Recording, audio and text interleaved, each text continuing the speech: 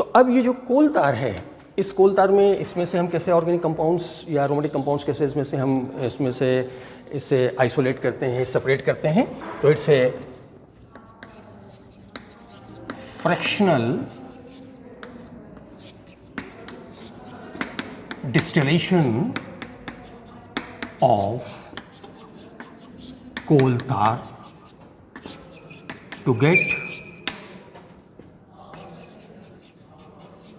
aromatic compounds। तो इस fractional distillation जो हम कोल तार का कर रहे हैं उसमें मिलेगा क्या? उसमें मिलेंगे हमको some very important organic compounds जिनका नंबर जो है 68 तक, ये चूँकि आपको बताया हम लार्ज स्केल के ऊपर इसमें सिंथेसाइज किए जा चुके हैं। बाकी भी अभी इसमें बहुत स्कोप है और फर्दर इस पर रिसर्च चल रही है और टाइम टू टाइम इसमें से जो है नई नई मेथड्स आ रहे हैं जिससे कि इन कंपाउंड्स को हम लार्ज स्केल के ऊपर इसमें से हम सेपरेट कर सकते हैं।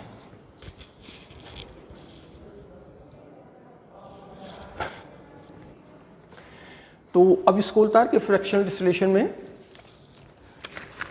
आइए इसमें से स्टार्ट करते हैं।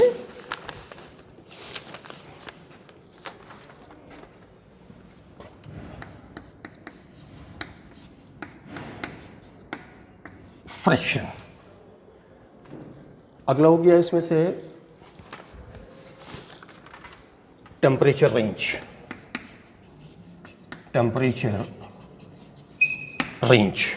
टेम्परेचर रेंज के बाद में स्पेसिफिक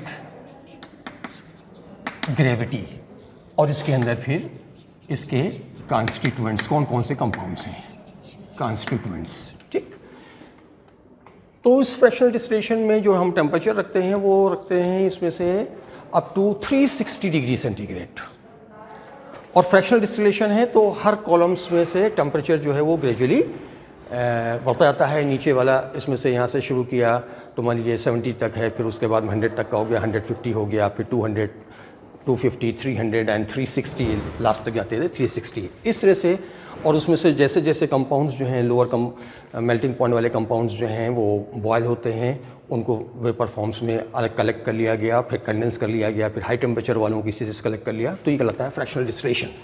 तो इसमें से जो सबसे पहला है हमारा, इसको हम बोलते हैं light oil fraction. Light oil fraction. अब लाइट ऑयल फ्रैक्शन जो है वो कितने टेम्परेचर तक का जो है, किस रेंज तक का जो है वो कलेक्ट करते हैं, वो है आपका अप टू 170 डिग्री सेंटीग्रेड, 170 तक का। ठीक, अब 170 वाला जो फ्रैक्शन है उसका नाम दिया हमने लाइट ऑयल। और लाइट ऑयल क्यों कहा? क्योंकि इसकी स्पेसिफिक ग्रेविटी होती है 0.92। अब इसमें देख रहे हैं कि वाटर की स्पेसिफिक ग्रेविटी कितनी होती है 1, तो ये पानी से भी हल्का है, इसलिए इसको बोलते हैं लाइट ऑयल फ्रैक्शन।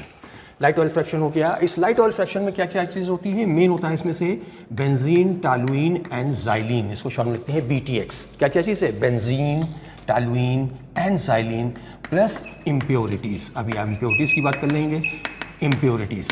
ठीक, इसके बाद में दूसरे कॉलम में और वहाँ पर टेम्परेचर जो है उसका रेंज रखते हैं 170 से लेकर के 230 वाला जो कॉलम्स में से जो कंपाउंड्स अलग किए गए उस वाले फ्रैक्शन को हम बोलते हैं, ये था लाइट ऑयल, इसको बोलते हैं middle oil fraction. Middle oil fraction. अब मिडिल ऑयल फ्रैक्शन जो है इसमें से टेम्परेचर कितना है 170 टू 230 डिग्री सेंटीग्रेड तक का जो हमने अलग किया वो हो गया हमारा मिडिल ऑयल फ्रैक्शन। और इस मिडिल ऑयल फ्रैक्शन में इसकी स्पेसिफिक ग्रेविटी होती है 1.02। अब ये वाटर से ऊपर हो गई, ग्रेविटी हो गई 1.02। अब इस वाले में जो मेन हमारे कॉन्स्टिट्यूएंट्स हैं वो क्या क्या हैं? इसमें है नैप्थलीन,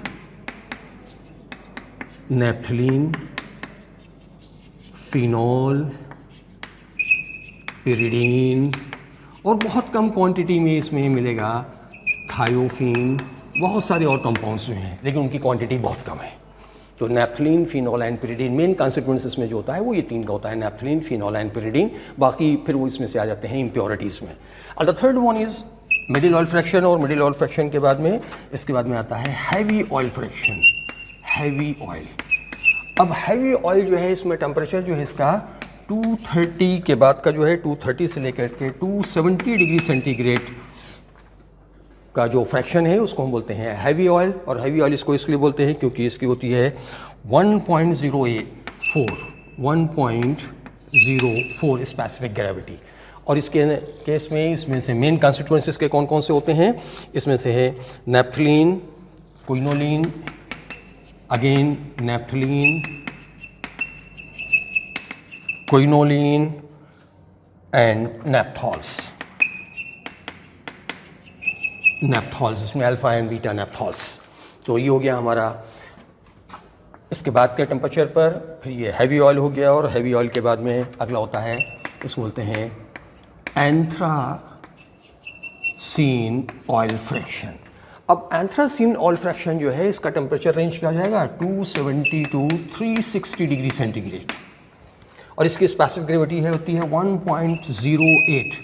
इसका मतलब ये हो कि अब जितने जो कंपाउंड्स इनके आते जा रहे हैं उनका मॉलिक्यूलर वेट जो है वो बढ़ता जा रहा है, और मॉलिक्यूलर वेट जब बढ़ता जाएगा तो उसकी जो स्पेसिफिक ग्रेविटी है वो इंक्रीज करती जाएगी। तो एंथ्रासाइट ऑयल हो गया, और इस एंथ्रासाइट ऑयल में अब देख रहे हैं जैसा कि नाम है इसमें एंथ्रासीन ऑयल, तो इसमें क्या क्या होता है, एंथ्रासीन, फिनेंथ्रीन एंड कार्बाजोल। तो इसमें से हम देख रहे हैं कि इसमें से एरोमेटिक कंपाउंड्स भी हैं, हेटेरोसाइक्लिक कंपाउंड्स भी, मेनली इसमें से एरोमेटिक और हेटेरोसाइक्लिक कंपाउंड्स इसमें से हमको मिल रहे हैं। तो कोलतार जो है, अगर कोलतार किसका सोर्स हो गया, एरोमेटिक कंपाउंड्स का। एरोमेटिक कंपाउंड्स में भी इसमें से एरोमेटिक कंपाउंड्स में कार्बोसाइक्लिक वाले भी एरोमेटिक कंपाउंड्स और हेटेरोसाइक्लिक कंपाउंड्स, दोनों कंपाउंड्स का ये सोर्स है हमारा कोलतार। ये हो गया एंथ्रासाइट ऑयल। अब इसके बाद में 360 के बाद में ये फ्रैक्शंस लागू हो गए। अब नीचे रिटॉर्ट में जो चीज़ ब्लैक थिक सी बच जाती है उसको बोलते हैं पिच। और ये जो पिच है, इस पिच में इसका टेम्परेचर से वो हो गया ठीक सा है, और इसमें क्या है, इसमें अराउंड 95% ये हमारा कार्बन वाला हो गया। तो ये जो पिच है, अब मॉडर्न टाइम पर ये जो पिच है it is used for the carpeting of road. जो पहले कोलतार किया करता था, अब हम किससे कारपेटिंग करते हैं, सड़क बनाने में क्या यूज़ करते हैं, pitch, use for carpeting of roads. तो इस फ्रैक्शनल डिस्टिलेशन ऑफ कोलतार से हमने ये देखा कि जो कोलतार है वो कोलतार जो है बहुत सारे एरोमेटिक और हेटेरोसाइक्लिक कंपाउंड्स का ये इंपॉर्टेंट सोर्स है। और अगर इसका फ्रैक्शनल डिस्टिलेशन किया जाए तो फ्रैक्शनल डिस्टिलेशन करने पर हमको इसमें से हम देख रहे हैं कि इसमें से number of important organic compounds जो हैं और हेटेरोसाइक्लिक कंपाउंड्स वो इसमें से हमको मिल रहे हैं। तो ये हो गया कोलतार डिस्टिलेशन। अब इस कोलतार डिस्टिलेशन के बाद में अब इसमें से एक हम लोग नेक्स्ट उसमें से देखेंगे कि लाइट ऑयल फ्रैक्शन जो है, जिसमें से है बेंजीन, टॉलुइन और ज़ाइलिन। अगर इसको हमको इसमें से इन तीनों को सेपरेट करना है तो हम इसको कैसे सेपरेट करेंगे, देखिए इसके केस में हमने इसमें से ले लिया लाइट ऑयल फ्रैक्शन।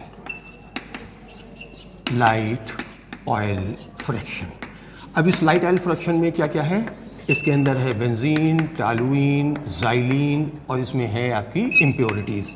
और इम्प्योरिटीज़ भी कैसी हैं, इम्प्योरिटीज़ में इसमें से आपको फिनॉल, एसिडिक कंपाउंड्स जो हैं कुछ, जैसा कि ये हो गया आपका फिनॉल, और बहुत सारे इसमें से बेसिक कंपाउंड्स हैं, और बेसिक कंपाउंड्स में आपके पिरिडीन हो गया, क्विनोलिन भी कुछ परसेंटेज में हो गया, थायोफिन हो गया, ये इसमें से इम्प्योरिटी की फॉर्म में है। तो सबसे पहले क्या करते हैं, इस लाइट ऑयल फ्रैक्शन को इसमें से हम रिमूव करते हैं, रिमूवल ऑफ बेसिक इम्प्योरिटीज़। ठीक है। अब इसमें बेसिक इम्प्योरिटीज़ में क्या करेंगे, तो इसमें से हम ऐड कर देंगे बेसिक वाला, इसमें से हमको निकालना है, तो इसमें हम डाल देंगे कंसनट्रेट सल्फ्यूरिक एसिड। अब ये जो आपकी बेसिक इम्प्योरिटीज़ हैं ये सल्फ्यूरिक एसिड में इसमें साल्ट बना करके ये प्रेसिपिटेट हो जाएंगी। अब ये प्रेसिपिटेट हो गई तो जो नीचे वाला पोर्शन है जहाँ ये प्रेसिपिटेट हो रही है, इस प्रेसिपिटेट को इसमें से फ़िल्टर कर लेंगे। अब जब इसमें से हमने फ़िल्टर कर लिया तो हमारी जितनी बेसिक वाली हैं वो निकल गई। अब ये जो फ़िल्ट्रेट किया हमने, इसमें से जो बेसिक वाली इम्प्योरिटीज़ आपके सोडियम साल्ट की फॉर्म में आ गई हैं। अब इस सोडियम साल्ट में जब आ गई हैं तो इसको हम तो बेसिक इम्प्योरिटीज़, इसको हम ट्रीट करा देते हैं सोडा से। और जब हम सोडा से कराएंगे तो फिर इसमें से हमको जो बेसिक इम्प्योरिटीज़ में जो पिरिडीन वगैरह हैं, यहाँ से हम पिरिडीन हमको इसमें से मिल जाएगा। और अब जो ऊपर वाला पोर्शन था इसमें से जो हमने इसको सेपरेट किया था, उसके अंदर क्या क्या बचा? उसके अंदर बचा BTX प्लस। अब इसमें से एक इम्प्योरिटी बची, और वो इम्प्योरिटी कौन सी है? एसिडिक वाली, एसिडिक इम्प्योरिटी। अब इस एसिडिक इम्प्योरिटी को भी हम रिमूव कर देंगे, तो यहाँ पर जाएगा रिमूवल ऑफ एसिडिक प्रॉपर्टीज़। अब एसिडिक प्रॉपर्टीज़ को रिमूव करने के लिए क्या यूज़ करते हैं हम? इसके लिए यूज़ करते हैं NaOH, सल्फ्यूरिक एसिड के बाद में अब हमने उसमें से ऐड किया NaOH, हमने यूज़ किया, ऐड किया। और जब NaOH डालेंगे तो जैसे फिनॉल है तो क्या बना देगा? सोडियम फिनेट बना देगा। तो जितने भी आपके एसिडिक कंपाउंड्स हैं ये उसमें से साल्ट बना करके, सोडियम साल्ट्स बना करके प्रेसिपिटेट हो जाएंगे। अब इनको हम फिर फ़िल्टर कर लेंगे, और फिल्टर करके यहाँ पर ये आपके एसिडिक इम्प्योरिटीज़ निकल गए और एसिडिक कंपाउंड्स हो गए। अब इस एसिडिक इम्प्योरिटीज़ में फिर हम HCl से इसको ट्रीट कराएंगे, तो यहाँ से ये एसिड्स मिल जाएंगे हमको। और एसिड्स भी कौन से? Aromatic acids. तो ये इसमें से एरोमेटिक एसिड्स हो गए। और अब यहाँ पर क्या बचा? ये बचा हमारे पास में BTX। अब ये जो BTX मिला है, अब इसके अंदर क्या है? इस मिक्सचर के अंदर बेंजीन, टॉलुइन और ज़ाइलीन है। इस पोर्शन का हम लास्ट करते हैं रीडिस्टिलेशन। अब रीडिस्टिलेशन करेंगे बॉइलिंग पॉइंट के हिसाब से, बेंजीन के बॉइलिंग पॉइंट पर उसको अलग हमने सेपरेट कर लिया। उसके बाद आता है टॉलुइन, फिर टॉलुइन उसमें से अलग कर लेंगे, फिर आता है हमारा ज़ाइलीन, लास्ट में है इसमें से ज़ाइलीन को भी हम आइसोलेट कर लेंगे। तो इस तरह से कोई भी जब कंपाउंड्स में हमने जैसे लाइट ऑयल फ्रैक्शन कर लिया, बाकी इसी की तरह से यही मेथड्स होते हैं जिनसे कि हम इनकी इम्प्योरिटीज़ जो है वो रिमूव करके और प्योर उसका जो कॉन्स्टिट्यूएंट्स है उनको हम सेपरेट कर लेते हैं। Thank you.